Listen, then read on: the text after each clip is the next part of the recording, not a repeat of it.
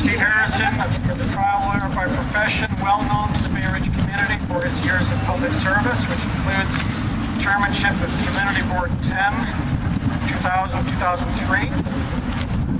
He ran against Vito Fossella in 2006, and he is running against him again in 2008. I went to the website.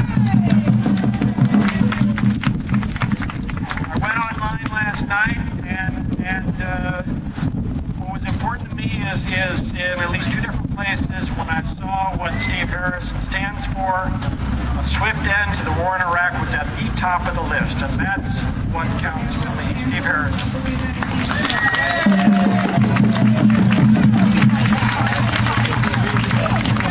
You know, David said before he doesn't know who the next congressman is going to be to replace Fossella, but David, where are you?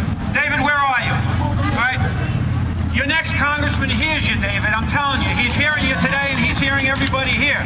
And when it comes to 2008, Vito's gone, we're in. You with me? Now, I'm going to say that I agree with just about everything that David said, but I'm going to change one thing. David, those police officers back there, I know them personally. And I'm going to tell you that I'm looking at the finest police officers in the city of New York. And I do not want this group here to alienate them. I want them to embrace them and say thank you because they're keeping us safe. And I want that to be clear. Sergeant Sturgeon, everything you've ever done in this community is appropriate. As everybody here, you got the finest group in the city of New York. I thank you for being here today.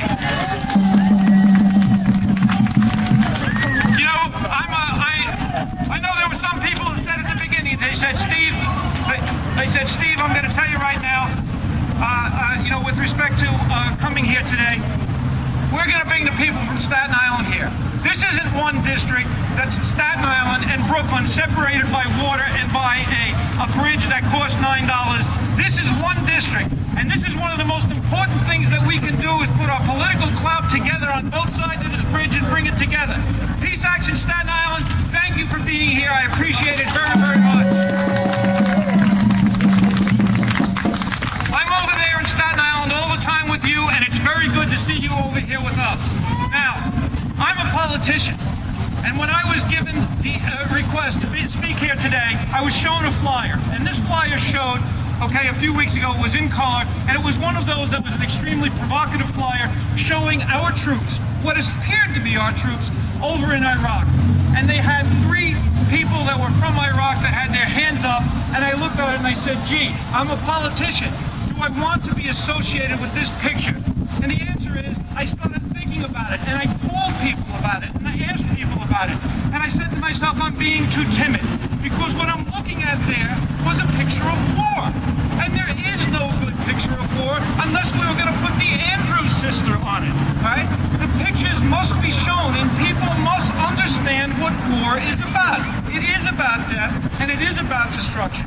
And the most provocative part of this particular picture that I saw was the fact that suddenly I realized that we were not looking at American troops, we were looking at Iraqi troops in that picture. And the problem with it is that that's the same thing that our troops are facing daily in Iraq. Who's who?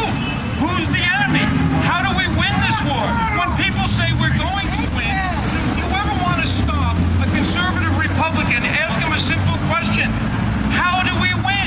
How do you define it? What's it all about? We didn't know what we were doing when we got in there. How can we possibly know what we're doing when we get out? How do we know when we win? They have not defined it. This week, George Bush spoke. And when George Bush spoke, I heard nothing different than I've heard in the past, except we're going to win. And it feels like one of those mantras, like we're going to win, we're going to win. Did you ever see the movie Tin Cup? Did you ever see the movie Tin Cup, and at the end, the guy just keeps trying to hit the ball over the water hazard in order to get it on the golf hole? That's what I feel like here. We just keep hitting the ball over and over and over. It's time to come home.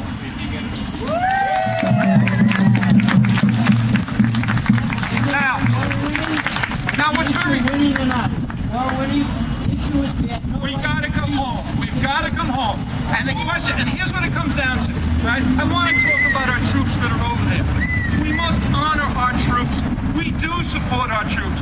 When we're walking over here, someone was yelling out to us, I support the troops. I support the troops too. Don't you support our troops, everybody? Is there anything inconsistent with supporting our troops and opposing this war? Nothing whatsoever. We support them all the way. But do you know what happens when we honor our troops, and we are honoring them here today? When we bring them home, we do not honor them. We take away their health care, and we let them fend for themselves. That's not honoring our troops. That's dishonoring our troops. And the way that we dishonor, and these troops have done everything that we have asked them that they have sworn to do on our behalf. When our government sent them into Afghanistan, they nobly and truly went in there and did what they had to do. And when our government sent them into Iraq, without question, they did what they had to do. But do we honor our troops by committing them to wars that are illegal and immoral and have no purpose? They serve no security purpose for the United States of America and for you and your children. What they do is they make it worse. They make us less secure, not more secure. There was no Al-Qaeda in Iraq before there was America in Iraq. We must leave, and we must leave as soon as possible. Now, let me get to what's behind me right now. What you're looking at right now is a closed door. What you're looking at is a gate that's down. And what you're looking at is the mental picture of Vito Fossella. Vito Fossella, who does not listen. And let me tell you a story, an apocryphal story with respect to Vito Fossella. Last month on August 8th, I announced that I was going to, people knew that I was going to announce that I was running for Congress this time.